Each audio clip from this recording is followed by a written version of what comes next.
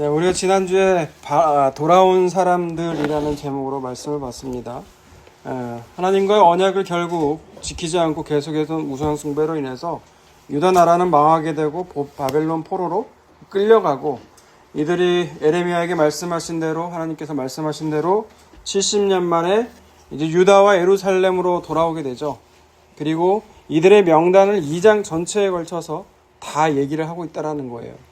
근데 우리가 볼 때는 2장의 명단을 볼 때 왜 이런 명단들을 굳이 이렇게 기록을 해놨는지, 또 때로는 지루하고 오늘날 읽는 나와 무슨 상관이 있냐고 싶지만 이 명단에는 의미가 있다고 하고 있죠.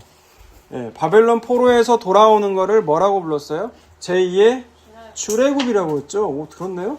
제2의 출애굽. 애굽과 세상이라는, 바벨론이라는 세상에서 돌아오는 하나님의 백성들, 즉 신약식으로 말하면 예수 그리스도의 피로 말미암아 구원받은 백성들, 생명책에 기록된 자들이라는 거예요. 만약 여러분 성경에 이런 명단들이 쭉 속에 있다면 여러분 그 명단에 관심이 있겠어요, 없겠어요? 내 이름이 거기에 들어가 있는지 없는지 관심이 있어요, 없어요? 관심이 있죠. 그리고 이 명단들을 보면 특징이 있더라는 거예요. 그 특징은 뭐예요? 바벨론에서 이미 편안하고 안락하고, 신분도 그 유다에서 왔을 때 종이었다면 바벨론에서는 그냥 자유민으로서 내가 노력한 만큼 열매를 거둘 수 있어요. 돈을 벌 수 있다고요. 그런데 그런 모든 안락하고 내가 그동안 70년 동안 누려왔던 그 모든 거를 다 내려놓고 남유다와 예루살렘으로 돌아간다는 건 뭐예요? 제로에서 시작한다는 거예요. 거기 가면 기다리고 있는 건 고생과 고난뿐이라는 거죠. 여러분, 신분이 왕족이나 귀족, 제사장 같이 어느 정도 특권이 보장되어 있는 계층이라면 어때요? 돌아가면 유익이 있겠죠, 자기에게. 하지만 아무런 유익이 없는 사람들이 있더라는 거예요. 그래서 명단을 보면 제사장보다 누가 나와요? 일반 백성들. 처음부터 돌아가면 자기 집터는 다 황폐화되어 있고 모든 집밭도 다 황폐화되어 있어서 모든 걸 처음부터 다시 시작해야 된단 말이에요. 그런데 이들의 명단이 처음 앞에 나와 있다라는 거예요. 일반 백성들. 또 어떤 사람들이 나와 있어요? 느디님 사람들, 솔로몬 신하의 자손들. 이 사람들의 특징은 뭐라고 했습니까? 그냥 종이라고 했잖아요. 종. 그 신분이 성전의 종, 국가의 종이었다고요. 돌아가면 바벨론에선 자유민이었는데 돌아가면 그냥 종놈일 뿐이라고요. 가서 허드렛 일 하고 맨날 기다린 건 부역과 자벽에 노역에 동원되는 고생과 고난뿐밖에 없다고요. 그런 이 느디님 사람들과 솔로몬의 신하의 자손들이 돌아가더란 거예요. 또 어떤 부류가 있었습니까? 신분이 불분명한 사람들. 전쟁으로 인해서 그 족보가 타가지고 이들의 신분이 뭔지를 확인할 길이 없는 거예요. 그럼 돌아가면 어떻게 돼요? 그들의 신분이 원래 제사장이었어도 증명할 길이 없으니까 일반인으로 사는 거예요. 그러면 가면 고생과 고난밖에 없다라는 거예요. 근데 여러분 같으면, 그래서 물어봤잖아요, 저희 아들한테. 너 같으면 이게 돌아가겠냐? 안 돌아가겠다는 거잖아요. 그런데 돌아가는 무리들이 있더라는 거예요. 그게 바로 누구예요? 그게 성도라는 거예요. 그게 하나님의 백성들, 하나님의 자녀들이라는 거예요. 그 길이 고생과 고난뿐이어도 하나님의 은혜가 무엇인지 알게 되니까 그래도 돌아가더라는 거예요. 여러분, 모세가 그 궁궐에 있는 것보다 어디에 있는, 누구와 있는 걸 택해요? 자기가 고난받는 그 사람들과 있는 걸 택하더라는 거잖아요. 시편에도 보면 악인의 궁궐을 사는 것보다 이 성전의 문지기로 사는 게 낫다라는 거잖아요. 여러분, 그게 하나님의 자녀들, 하나님의 백성들의 특징이라는 거예요. 그래서 오늘날 성도들도 하나님께서 어떻게 구원하신다고요?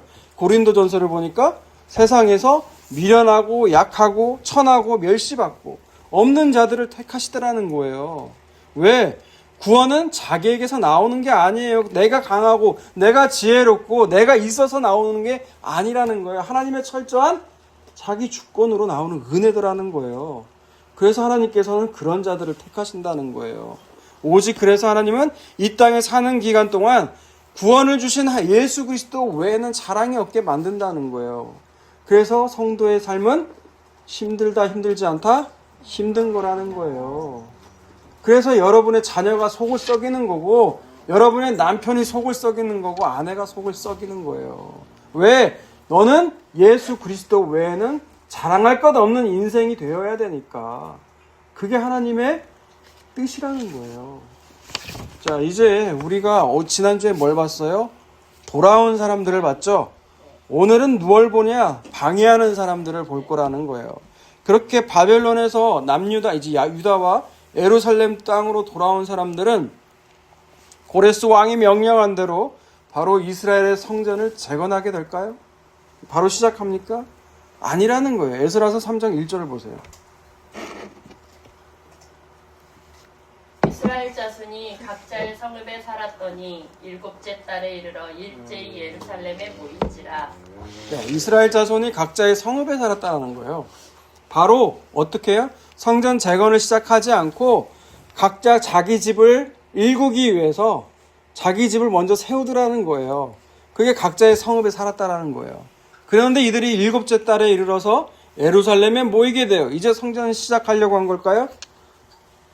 3장 4절과 6절 한번 보세요. 기록된 규례대로 초막절을 지켜 번제를 매일 정수대로 날마다 드리고 그 후에는 항상 드리는 번제와 초하루와 여호와의 모든 거룩한 절기의 번제와 사람이 여호와께 기쁘게 드리는 예물을 드리되 6절이요. 일곱째 달 초하루부터 비로소 여호와께 번제를 드렸으나 그때 여호와의 성전 지대는 미처 놓지 못한지라. 네. 이 일곱째 달에도 성전의 기초는 놓여지지 못했다고 나와있죠. 그럼 왜 일곱째 달에 모였다는 거예요? 절기가 있다라는 거예요. 나팔절. 그리고 그 다음에 이어지는 절기가 대속죄일 10월 10일이죠. 그 다음에 초막절로 이어지더라는 거예요. 그래서 그 절기를 지키기 위해 모였지 성전을 다시 지으려고 모인 게 아니더라는 거예요. 일곱째 달에도. 그럼 대체 언제 시작할까요? 3장 8절을 보세요.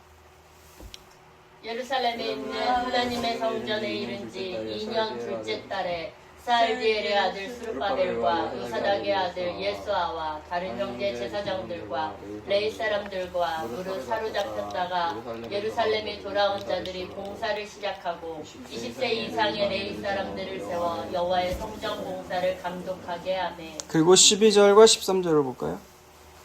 쭉 건너가서 12, 13절. 제사장들과 레위 사람들과 나이 많은 족장들은 첫 성전을 보았으므로 이제 이 성전의 기초가 놓임을 보고 대성 통곡하였으나 여러 사람은 기쁨으로 크게 함성을 지르니 백성이 크게 외치는 소리가 멀리 들리므로 즐거이 부르는 소리와 통곡하는 소리를 백성들이 분간하지 못하였더라. 예. 예루살렘에 돌아온 지 2년 2개월 만에 드디어 성전의 기초를 공사를 시작하더라는 거예요. 그리고 이 모습을 보면서 그 옛날에 그 솔로몬의 성전을 본 사람들은 대성통곡을 하는 거죠. 너무 초라하니까. 그리고 그 이제 그 2세대들은 어떻게 돼요? 드디어 성전이 지어져 가는 걸 보고 기뻐하더라는 거예요. 둘의 소리가 이제 분간해 하지 못할 정도로 혼합되어 있다라는 거죠. 그러다 이제 4장으로 넘어오게 되면 오늘 본문을 보면 이제 성전을 빨리빨리 지어야 될 텐데 그 성전 다시 짓는 무리들이 지으려고 하는데 이 성전을 방해하는 무리들이 생기다는 거죠. 1절을 보세요. 4장 1절. 사로잡혔던 자들의 자손이 이스라엘의 하나님 여호와의 성전을 건축한다 함을 유다와 베냐민의 대적이 듣고. 네. 사로잡혔던 자들의 자손이라는 건 누구예요? 지금 바벨론 포로에서 돌아온 사람들을 얘기하고 있는 거예요. 그 사람들이 여호와의 성전을 건축한다는 걸 누가 들었다고요? 유다와 베냐민의 대적이 들었다라는 거예요. 대적이 들었는데 그 대적들이 하는 말이 2절이거든요. 2절 봅니다. 스룹바벨과 족장들에게 나와 이르되 우리도 너희와 함께 건축하게 하라. 우리도 너희같이 너희 하나님을 찾노라. 아수르 왕 에살핫도시 우리를 이리로 오게 한 날부터 우리가 하나님께 제사를 드리노라 하니. 네, 이 대적이라고 말을 했는데 대적들이 하는 말이 뭐라고 그래요? 스룹바벨과 족장들에게 나와서 말을 하는데 우리도 너네랑 함께 이 성전 건축에 참여하게 해달라는 거예요. 우리도 아수르 왕 에살핫돈이라는 사람이 우리를 이리로 오겠죠. 이리라는 게 사마리아 북이스라엘 땅을 얘기하고 있는 거예요. 그쪽으로 오게 한 날부터 우리도 쭉 하나님을 섬기고 제사 드렸다라는 거예요. 그러니 우리도 함께 같이 성전 건축하자는 거예요. 이게 대적이라는 거예요. 이게 대적이에요? 아니잖아요. 이건 거의 협력자, 하나님께서 보내시는 사람 같이 들리잖아요. 근데 왜 이 사람들이 협력자가 아니고 방해자, 대적이라고 부르냐? 이 사람들이 나중에 성전 건축을 하는데 어떻게 해요? 방해를 하게 돼요. 그 계기가 뭘까요? 그게 3절이에요. 3절 봅니다. 스룹바벨과 예수아와 기타 이스라엘 족장들이 이르되 우리 하나님의 성전을 건축하는데 너희는 우리와 상관이 없느니라. 바사왕 브레스가 우리에게 명령하신 대로 우리가 이스라엘의 하나님 여호와를 위하여 홀로 건축하리라 하였더니. 예, 스룹바벨과 이제 족장들이 우리가 같이 너네랑 같이 우리는 성전 같이 하고 싶다라고 말을 하는데 이 스룹바벨과 족장들이 어떻게 대답을 해요? 우리는 성전을 건축하는데 니네는 우리랑 상관이 없다라는 거예요. 우리는 혼자 건축하겠다는 거예요. 우리끼리. 여러분 이 말 들으면 그 같이 돕겠다고 한 사람들이 들으면 기분이 어떨까요? 기분이 나쁘겠죠? 네. 근데 왜 스룹바벨과 족장들은 왜 이렇게 대답을 했을까요? 아니 지금 돕겠다고 나왔잖아요. 응? 여러분 성전 건축하는 하는 일이 우리도 하나님을 섬기니까 우리도 하나님 믿는다. 우리도 너네와 같이 하겠다라고 너네가 필요한 것이 물질이면 물질, 사람의 도움이면 인력, 모든 걸 다 제공해 주겠다고 하는데 왜 거절하냐고요. 만약에 누군가 저에게 와서 목사님 이 건물 목사님 다 쓰세요. 여기 저희가 월세도 안 받고요. 이거 목사님 드릴 테니까 쓰세요. 라고 저에게 물어보면 저는 어떻게 할까요? 돈 쓸까요? 하나님의 뜻이에요. 네, 하나님의 뜻이에요 하고 쓸까요 제가? 건물 상태를 보고 예? 결정해요. 건물 상태를 보고 결정해요. 별의별 데도 다 나오네요. 만약에 예배당을 건축하는 사람들이 어려움을 느꼈어요. 물질이 부족해요. 돈이 떨어진단 말이에요. 근데 누가 돈 많은 부자가 와서 당신 짓는 거 예배당 건축 내가 다 짓게 해주겠다 그러면 여러분 어떨까요? 거절할까요? 고마워요죠. 땡큐죠. 하나님께서 하셨다라고 하겠죠. 다 하나님의 은혜라고 하겠죠. 그런데 오늘 그런 일들을 누가 거절해요? 스룹바벨과 족장들은 거절하더라는 말이에요. 왜 이들은 거절할까요? 이게 하나님께서 하시는 일이라고 감사하다고 여러분이 말씀하신 대로 그렇게 받아들이면 될 텐데 왜 거절할까요? 여러분 이들이 만약 정말 하나님을 섬기고 하나님 믿어서 순수한 마음에 하나님의 은혜 때문에 감사한 마음으로 돕겠다 그러면 거절할 이유가 없겠죠. 그렇다면 뭐예요? 이들은 목적이 따로 있더라는 거예요. 순수하지 못하더라는 거예요. 이들이 어떤 무리들냐? 이 정체가 있다라는 거죠. 여러분 아까 4장 2절에 보면은 아수르왕 에사라돈이 나오죠. 네. 에사라돈이 우리를 이곳으로 오게 했다는 말이 나오죠. 네. 예전에 설교 때도 종종 얘기했지만 아수르가 북이스라엘을 멸망을 시켜요. 그리고 이들이 한 정책이 뭐냐? 민족 말살 정책으로 뭐를 벌이냐? 그 땅에 다른 이방인들을 이주시켜서 결혼을 시켜버려요. 여러분 우리도 일제 감정기 때 이 일본이란 나라가 어떻게 해요? 우리나라의 민족성을 말살하기 위해서 자기네 땅에서 이 조선의 땅으로 사람들을 거주하게 해요. 그리고 결혼도 시켜요. 그리고 우리의 말과 글을 못 쓰게 해요. 예, 그들의 민족성을 말살하면 이들이 융합이 돼서 이들의 나라가 없어질 거라고 봤던 거예요. 마찬가지로 북이스라엘에 펼쳤던 정책이 뭐냐? 혼합 정책이라는 거예요. 아수르에 있는 이방인들을 데려다가 그 북이스라엘로 이주시켜서 결혼하게 해서 이들이 믿고 있는 종교면 종교, 민족성이면 다 말살하려고 섬기는 정책이랬다는 거예요. 열왕기하 17장 24절 먼저 볼게요. 이들의 정체가 나오는데 아수르 왕이 바벨론과 구다와 아어와 하막과 스발와임에서 사람을 옮겨다가 이스라엘 자손을 대신하여 사마리아 여러 성읍에 두매 그들이 사마리아를 차지하고 그 여러 성읍에 거주하니라. 네, 17장 24절이 바로 뭐예요? 북이스라엘을 멸망시키고 바벨론이나 구다, 아와가라는 나라가 있나? 아와, 그 다음에 하맛, 그 다음에 스발와임이라는 그 이방 민족들을 이방 나라들을 사람들을 어디에다 데리고 가요? 사마리아와 여러 성읍으로 다 혼합을 시킨 거예요. 그래서 하나님은 어떻게 하시냐? 25절을 보세요. 그들이 처음으로 거기 거주할 때 여호와를 경외하지 아니하므로 여호와께서 사자들을 그들 가운데 보내심에 몇 사람을 죽인지라. 네, 이 땅은 누구의 땅이에요? 하나님의 땅이에요. 모든 나라 하나님 땅이지만 이스라엘과 언약 맺은 하나님의 땅이라고요. 그래서 하나님께서 그 이방인들이 왔을 때 뭐래요? 여호와를 경외치 않으므로 하나님께서 뭘 보내요? 사자들을 보내서 그들을 찢겨 죽인 거예요. 그러자 이제 어떤 일이 벌어지냐? 26절에서 28절 보세요. 그러므로 여러 사람이 아수르 왕에게 말하여 이르되 왕께서 사마리아 여러 성읍에 옮겨 거주하게 하신 민족들이 그 땅 신의 법을 알지 못하므로 그들의 신이 사자들을 그들 가운데 보내매 그들을 죽였사오니 이는 그들이 그 땅 신의 법을 알지 못함이니이다 하니라. 아수르 왕이 명령하여 이르되 너희는 그곳에서 사로잡아온 제사장 한 사람을 그곳으로 데려가되 그가 그곳에 가서 거주하며 그 땅 신의 법을 무리에게 가르치게 하라 하니 이에 사마리아에서 사로잡혀간 제사장 중 한 사람이 와서 베델에 살며 백성에게 어떻게 여호와 경외할지를 가르쳤더라. 네, 그래서 사자가 나와서 찢겨 죽게 되니까 그래서 어떤 사람이 나와서 어떤 사람이 누군지는 안 나와요. 그 사람이 머리의 해결책이 뭐냐? 이 사람들이 여호와를 경외하지 않으니까 사자가 튀어나와서 찢겨 죽인 거다. 그러면 어떻게 해야 되느냐? 아수르에 사로잡혀간 북이스라엘의 제사장 중 한 명을 데려다가 하나님의 법을 가르치게 하면 될 거라는 거예요. 여러분, 북이스라엘이 왜 망했다고 했어요? 그냥 우상 숭배라고 보면 돼요. 예, 북이스라엘은 아예 처음부터 남유다와 분열했을 때 북이스라엘이라는 나라는 단과 베델의 우상을 만들어 섬겼던 나라예요. 근데 그곳의 제사장이 하나님 경외하는 법 알겠어요? 알지도 못하겠죠. 근데 그런 자들이 하나님 뭔지도 모르고 하나님의 경외하는 법도 가르칠 수가 있겠냐는 거예요. 그렇기 때문에 17장 이어서 29절부터 33절 쭉 읽습니다.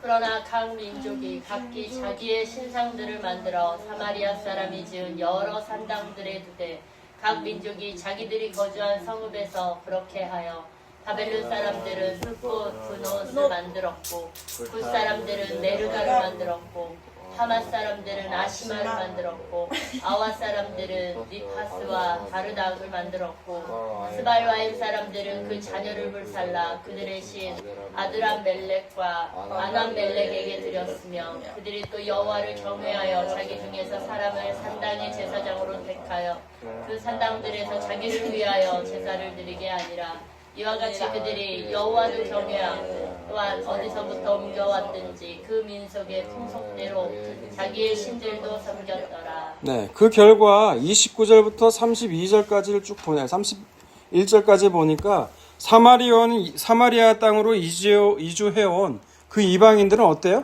자기네들이 원래 나라에서 섬겼던 그 민족의 우상들을 만들었다고 나와 있죠. 여러분, 하나님을 경외하는 법을 가르쳤으면 어떻게 그런 일이 벌어져요? 예? 하나님 외에 다른 신을 두지 말라는 것이 1계명, 2계명이에요. 그런데도 불구하고 어때요? 이들은 자기네들은 민족이 만들어냈던 우상이 뭐라고 했어요? 뜻이 나를 위해 만든 거, 내가 원하고 내가 얻고 싶은 게 뭐라고 했어요? 그게 우상이라고 했잖아요. 여러분이 돈을 원해요. 그럼 돈이 우상이에요. 여러분이 하나님을 내가 필요에 따라 만들어내요. 그러면 하나님도 우상이 되는 거예요. 우상은 그렇게 무서워요. 나와 끌어낼 수 없는 게 우상이에요. 우상. 그 우상을 만들어 섬기더라는 거예요. 그 다음에 하나님도 경외하는 법을 가르칠 수 있어요? 없어요? 없어요. 봐봐요. 32절. 여호와를 경외했는데 누구를 섬겨요? 누구를 위해 제사를 지내요? 자기를 위해서 제사를 지내더라는 거예요. 그럼 이게 여러분 예배입니까? 제사는 예배와 다르긴 하지만 진정한 제사 아니에요. 이건 뭐예요? 우상이에요. 네, 하나님도 섬기고, 아니, 사자가 나타날까봐, 그래야 무서우니까 하나님도 섬기는 척 하자. 그리고 나는 기본적으로 중요한 게 뭐다? 나를 위해 우상을 만들자. 여러분, 이 사람들이 누구예요? 지금 성전 같이 짓자고 한 사람들이 이런 사람들이라는 거예요. 그러니까 스룹바벨과 족장들은 어떻게 해요? 이들의 정체가 무엇인지를 알고 이들의 참여와 제안을 거절한 거예요. 하나님의 성전은 그렇게 지으면 돼요, 안 돼요? 안 돼요. 이제 바벨론 포로에서 70년 만에 돌아왔는데 이들의 참여하게 되면 어떻게 돼요? 이들은 똑같은 죄악을 반복하는 거예요. 하나님도 섬기고 재물도 없고 우상도 섬기고 이런 혼합 정책이 이런 혼합주의가 이 성전에 들어가면 돼요, 안 돼요? 안 돼요. 그래서 이들의 참여를 거절한 거예요. 이제 4절에서 6절 봅니다. 다시 본문 돌아와서 이로부터 그 땅 백성이 유다 백성의 손을 약하게 하여 그 건축을 방해하되 바사왕 고레스의 시대로부터 바사왕 다리오가 즉위할 때까지 관리들에게 뇌물을 주어 그 계획을 막았으며 또 아하수에로가 즉위할 때 그들이 글을 올려 유다와 예루살렘 주민을 고발하니라. 네, 이때부터 이들은 어떻게 돼요? 성전 건축을 방해하는 대적들이 되었다란 말이에요. 거절할 때부터. 그리고 5절과 6절을 보면 바사왕 페르시아 제국, 오늘날 이란이라고 있죠?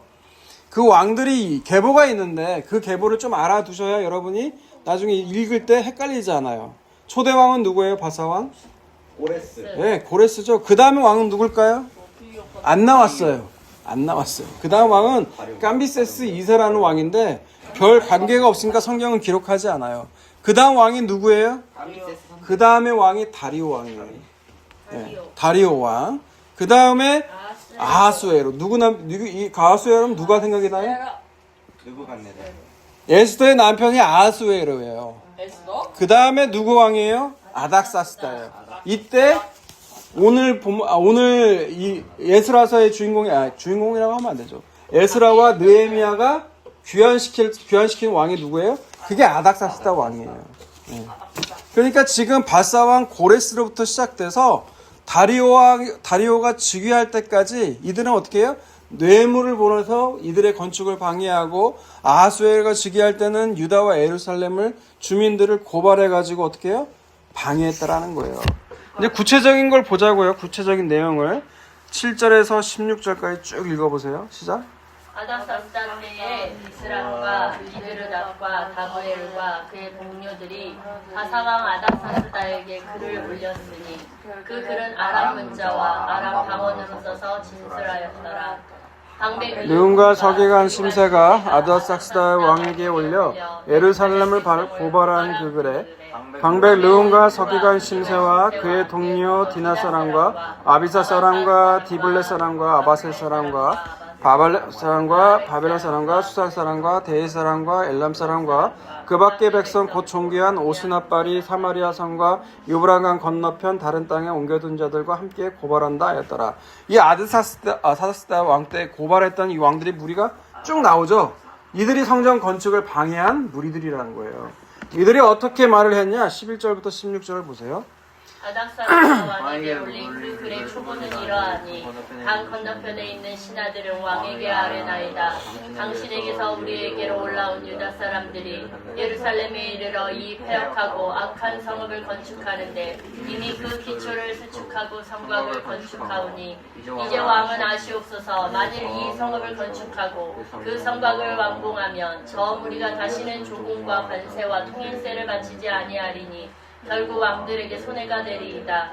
우리가 이제 왕궁에 소금을 먹음으로 왕이 수치당함을 참아보지 못하여 사람을 보내어 왕에게 아뢰오니 왕은 조상들의 사기를 살펴보시면 그 사기에서 이 성읍은 폐역한 성읍이라 예로부터 그 중에서 항상 반역하는 일을 행하여 왕들과 강도의 손해가 된 것을 보시고 아실지라 이 성읍이 무너짐도 이 때문이니이다. 이제 감히 왕에게 아뢰오니 이 성읍이 중건되어 성곽이 준공되면 이로 말미암아 왕의 강 건너편 영지가 없어지리이다 하였더라. 네, 이들은 아닥사스 왕에게 이렇게 고발하는 글을 보내는데 사실 아닥사스 왕 때는 이미 성전은 재건됐어요. 완성됐다고요. 다리오 왕 때 완성이 되거든요. 그럼 아닥사스 왕 때는 어떤 일이냐? 에스라야와 느헤미야를 보냈다고 했죠. 이들이 어떤 일을 해요? 성전을 둘러싼 성벽을 재건하는 일을 해요. 근데 이들이 하는 일도 방해하고 있거든요. 성전 건축 방해할 때와 마찬가지로 성벽을 건축할 때도 방해하고 있었어요. 그래서 이들이 고발하는 내용이 뭐예요? 이 땅은 원래부터 반역지를 일삼았다라는 거예요. 맞는 말도 있죠. 시드기야 왕 때 바벨론을 피해서 예굽이란 왕하고 애굽과 연대해서 한번 막아보려고 했었어요. 근데 다 실패로 돌아갔죠. 왜? 하나님은 이 땅은 바벨론에 의해서 망해야 되니까. 예, 그래서 패역한 백성이라고 한 거예요. 그리고 이 땅에 이제 성전이 건축되고 성벽이 완성되면 다시 그렇게 돌아갈 거다. 지금 그렇게 얘기를 하고 있는 거예요. 그리고 당시 그렇게 돼버리면 세금은 물론이요, 이 땅 강 건너편에 당신의 영지 점령지인 남유다, 이 땅도 마찬가지로 어떻게 된다? 돌아서게 될 거다라고 고발한 거예요. 그러면 이제 거기에 대해서 이제 실제로 확인을 해보겠죠. 그게 17절부터 24절까지예요. 시작. 왕이 방백과 서기관 심세와 사마리아에 거주하는 그들 동관들과 강 건너편 다른 땅 백성에게 조서를 내리니 일러스되 너희는 평안할지어다. 너희가 올린 글을 내 앞에서 낭독시키고 명령하여 살펴보니 과연 이 성읍이 예로부터 왕들을 거역하며 그 중에서 항상 패역하고 반역하는 일을 행하였으며 예루살렘에 다스리는 큰 군왕들이 있어서 강 건너편 모든 땅이 군왕들이 있어서 강 건너편 모든 땅이 그들에게 조공과 관세와 통행세를 다 바쳤도다. 이제 너희는 명령을 전하여 그 사람들에게 공사를 그치게 하여 그 성을 건축하지 못하게 하고 내가 다시 조서 내리기를 기다리라. 너희는 삼가서 이 일에 게으르지 말라. 어찌하여 화를 더하여 왕들에게 손해가 되게 하렸더라. 아스다사스다 왕의 조서 초본이 르훔과 서기관 심세와 그의 동료 앞에서 낭독되매 그들이 예루살렘으로 급히 가서 유다 사람들을 보고 권력으로 억제하여 공사를 그치게 하니 이에 예루살렘 공사가 바사왕 다리오 제2년까지 중단되니라. 예, 이들이 이들이 그 고발하는 글을 써서 보내니까 이들이 실제로 이제 확인해 봤어요. 역사서를 통해서 확인해 봤는데 더 놀라운 건 뭐냐? 고레스 왕 때 조서로 이들을 돌려보내라고 했죠. 그건 발견하지 못하고 뭘 발견한 거예요? 아, 이들이 실제로 유다의 역사를 보니까 이들이 패역한 백성이 맞구나. 힘과 기회가 주어지면 다시 일어나는 그런 백성이 맞구나라는 발견한 거예요. 엉뚱한 걸 발견한 거죠. 근데 이 모든 것도 누구의 작품이다? 하나님의 작품이라는 거예요. 예, 그 결과로 다리오 2년까지 어떻게 된다고요? 공사를 중단시켰다라는 거예요. 그 기간이 성전 건축을 시작해서 기초가 놓인 걸 시작해서 중단됐다가 다시 됐다, 이 기간이요 15년이에요. 예, 성벽 재건까지 쭉 보면 그 바벨론 포로 기간까지 합하면 거의 100년 만에 성전이 재건되거든요. 성벽이 재건되고. 근데 이런 과정을 보면 여러분 잘 이해가 가세요? 우리가 생각하는 하나님의 뜻이고 하나님이 하시고자 하는 일이라면 어떤 어려움도 방해도 없어야 된다고 생각하잖아요. 고레스 왕의 하나님께서 고레스 왕을 감동시켜서 이들을 보내가지고 성전을 짓게 했으면 이런 방해 세력 없이 순탄하게 빨리 지어야 그게 하나님의 뜻, 하나님의 일이라고 우리는 생각하잖아요. 그죠? 안 그래요? 하나님이 하시는 일이라면 그냥 순적하게 아무 어려움 없이 모든 것이 다 술술 풀려야 그것이 하나님께서 행하시는 일이라고 생각하잖아요. 그런데 성경은 뭐라고 말해요? 그렇지 않다라고 이야기하고 있다고요. 오히려 하나님께서 하시는 일, 하나님께서 하시고자 하는 뜻에는 뭐가 생긴다? 방해가 있다라는 거야. 방해가. 대적들이 있을 수 있다라는 것을 오히려 성경은 얘기하고 있다는 거예요. 그렇다면 하나님은 왜 성전을 건축하겠다고 하는데 왜 이들에게 방해 세력, 대적들을 생기는 거 허락하시냐는 거예요. 왜 그럴까요? 아까 얘기했잖아요. 이 성전을 지금 짓고 있는데 그런 혼합된 거, 진짜 성전이 아닌 거, 혼합된 거, 하나님도 섬기고 우상도 섬기고자 하는 그런 게 성전 아니다라는 걸 보여주시기 위해서 어떻게 해요? 그들의 방해 세력을 허락하시는 거예요. 진짜 성전은 어떻게 지어져 가야 되는 것인지 알라는 거예요. 예, 오늘 본문에서는 지금 뭐예요? 아수르왕 에살핫돈 시대 때로부터 사마리아 이주해온 이방인들이 방해 세력이었죠. 하나님도 섬기고 우상도 섬기는 방식으로 성전은 지어져서는 안 된다라는 거예요. 그렇다면 여러분, 오늘날 성전은 뭐고, 그리고 그 성전을 방해하는 대적이란 뭘까요?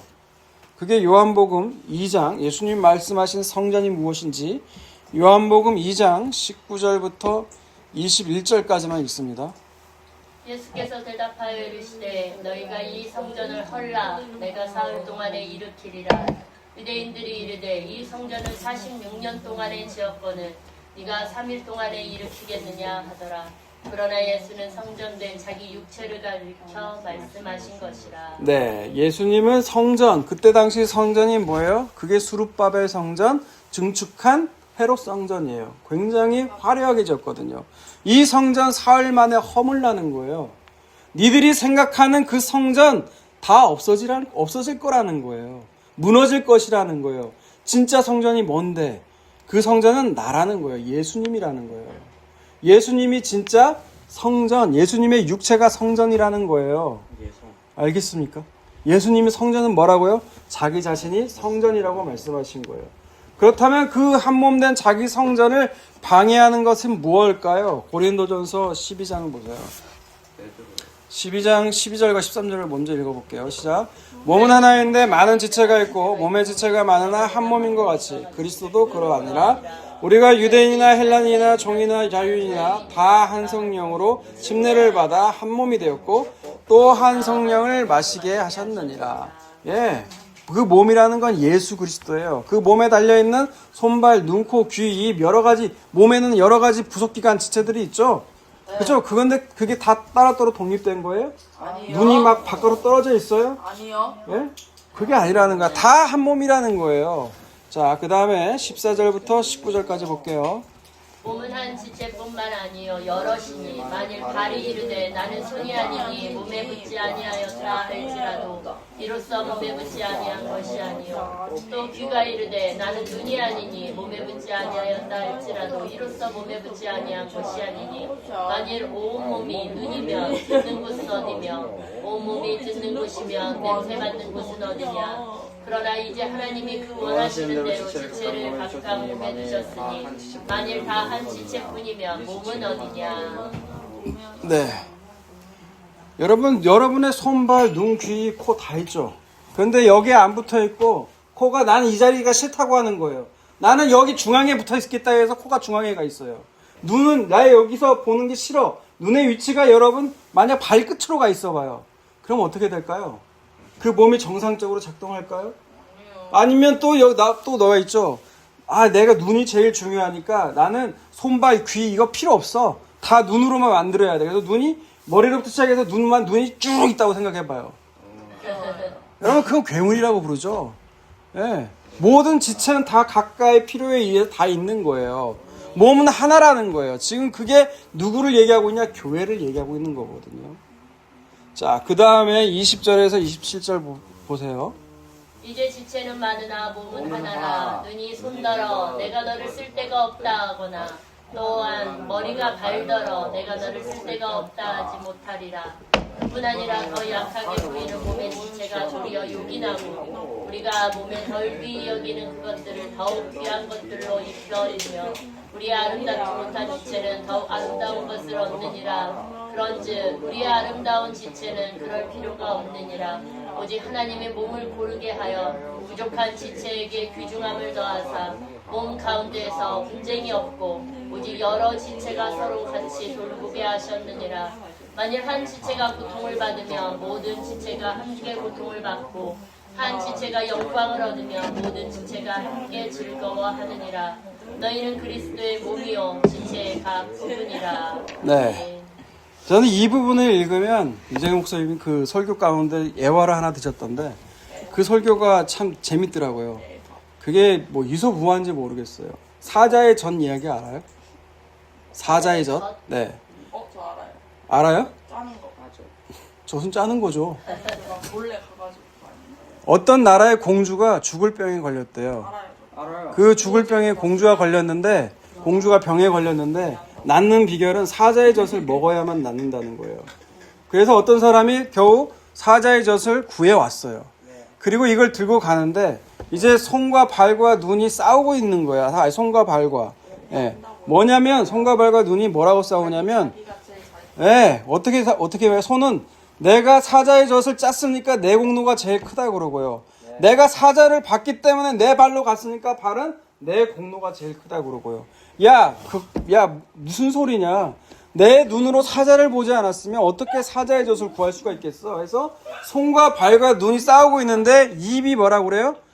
입도 자기의 공로를 입에게는 네가 한 건 아무것도 없다라고 손발 눈이 공격을 한 거예요. 네. 그러니까 입이 뭐라고 그래요? 할 말이 없다라는 거예요. 할 말이 없다라는 거죠. 그래서 침묵을 했어요. 그래서 왕에게 갔어요. 왕에게. 이제 왕에게 가서 이제 상을 받으려고 한 거예요. 근데 왕이 뭐라고 물었냐? 이게 무엇이냐라고 물어본 거예요. 그러니까 입이 뭐라고 대답했을까요? 말의 젖이. 이건 개젖입니다라고 한 거예요. 염소라 했어요. 개젖이라고 했어요. 말이라는 그러면 어떻게 됐을까요?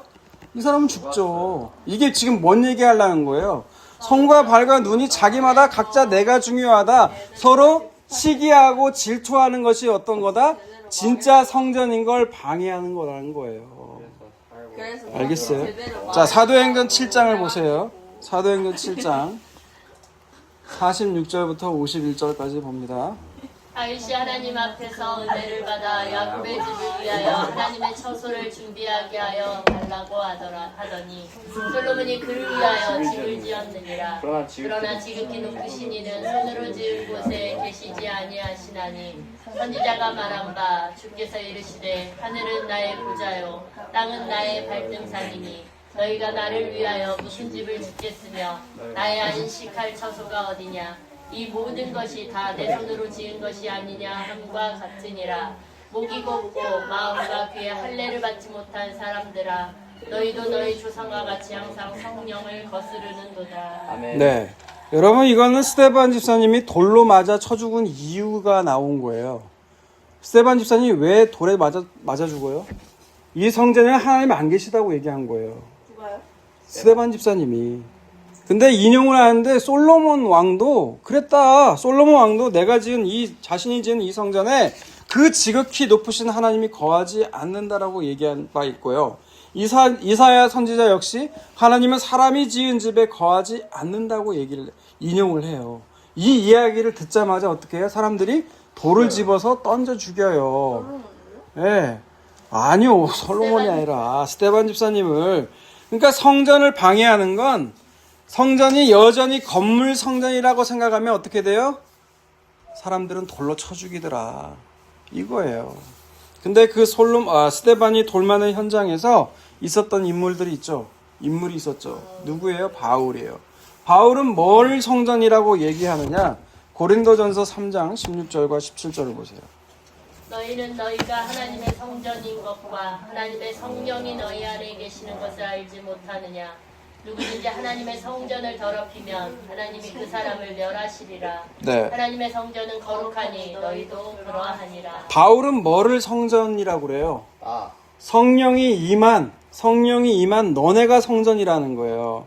예수 그리스도를 믿는 너희 자신이 성전이라는 거죠. 그 성전을 더럽힐 수가 있다라는 거예요. 그 성전을 더럽히면 하나님이 그 사람을 멸해버리겠대요. 죽여버린대. 그러면 하나님의 성전을 더럽힌다는 게 뭘까요? 아브라함은 그게 히브리서 10장 28절과 29절에 나와요. 모세의 법을 폐한 자도 두세 증인으로 말미암아 불쌍히 여김을 받지 못하고 죽었거든. 하물며 하나님의 아들을 짓밟고 자기를 거룩하게 한 언약의 피를 부정한 것으로 여기고 은혜의 성령을 욕되게 하는 자가 당연히 받을 형벌은 얼마나 더 무겁겠느냐 너희는 생각하라. 네, 히브리서 10장 28절에 보면 모세의 법을 폐한 자, 율법을 얘기하죠. 율법에서는 두세 증인만 있어도 그 사람을 어떻게 해요? 불쌍히 여기지 말지 않고 죽게 됐다라는 거예요. 그런데 하물며 하나님의 아들을 짓밟고 자기를 거룩하게 하는 그 언약의 피, 예수 그리스도의 피를 부정한 자로 여기는 자의 그 삶이 어떻겠냐면 하나님은 그걸 멸망시키겠다, 멸하시겠다라는 거예요. 여러분, 하나님의 은혜를 더럽히게, 아까 그 고린도전서에 나오는 이 성전을 더럽힌다는 건 뭐예요? 예수 그리스도를 믿지 않는 자를 얘기하고 있는 거예요. 여러분, 이제 예수 그리스도 이후에 가장 큰 죄는 뭐냐? 여러분, 예수님 믿지 않는 게 가장 큰 죄예요. 그래서 내가 내 아들을 보내서 너희로 하여금 성결케 하고 너희를 내 자녀로 만들기 위해서 그렇게 했는데 니들이 내 아들을 무시해버려? 안 믿어? 그렇게 되면 어떻게 하시겠다고요? 멸해버리겠다는 거예요. 그 사람이 기다리고 있는 건 멸망의 심판밖에 없다라는 거예요. 자, 사도행전 10장 28절에서 30절 봅시다. 20장. 네, 또 나왔어요. 여러분은 자기를 자기를 위하여 위하여 또는 온 양떼를 위하여 삼가라. 성령이 그들 가운데 여러분을 감독자로 삼고 하나님이 자기 피로 사신 교회를 보살피게 하셨느니라. 내가 떠난 후에 사나운 이리가 여러분에게 들어와서 그 양떼를 아끼지 아니하며 또한 여러분 중에서도 제자들을 끌어 자기를 따르게 하려고 어그러진 말을 하는 사람들이 일어날 줄을 내가 아노라. 네, 사도행전 20장은 사도 바울이 밀레도에서 에베소 교회에서 오랫동안 사역을 많이 했거든요. 3년 6개월인가요? 네, 근데 그 장로들을 불러놓고 이제 작별 인사를 하는 거예요. 그 오랫동안 사역했던 그 에베소 교회 장로들과 무슨 말을 하냐? 너희들은 온 양떼를 위해서 삼가라는 거예요. 주의하라는 거죠. 그게 뭐예요? 하나님이 자기 피로 사신 교회를 보살피라는 거예요. 그 교회에 하나님 예수 그리스도의 피가 흐르고 있는지, 정말 예수 그리스도의 그 보혈과 그 십자가만 전해지고 있는지 잘 보라는 거예요. 왜 그럴까요? 그게 29절과 30절이에요. 첫 번째는 내가 떠나게 되면 사나운 일이라는 거. 그게 외부에서 온다는 거예요. 우리가 교회의 역사 기간 동안 정말 계속해서 벌어지는 일들이 이런 일들이라는 거예요. 우리가 성전됨에 있어서 방해하는 세력들이 오는데 첫 번째 외부에서 온다는 거죠. 그게 사나운 일이에요. 이리는 뭘만 관심이 있을까요? 먹는 거. 네, 양취해서 먹는 일에만 관심이 있는 거예요. 그게 일의 목적이에요. 양들의 목숨과 생명에는 관심이 있어요? 없어요? 없어요. 내 유익만 되면 얼마든지 양을 잡아먹는 거예요. 그게 외부에서 온 사나운 일이라는 거예요. 그들은 아끼는 마음이 없다라는 거죠. 그리고 두 번째 20장 30절을 보면 뭐라고 나와요? 여러분 중이란 건 누구예요? 내 말을 듣고 있는 그 에베소 교회 안에서를 얘기하는 거예요. 내부에서 제자들을 끌어서 누구를 따르게 한다고요? 자기를 따르게 한다고요. 누구를 따라야 되는데 원래 예수님을 따라야 되는데 자기를 따르게 하려고 무슨 말을 해요?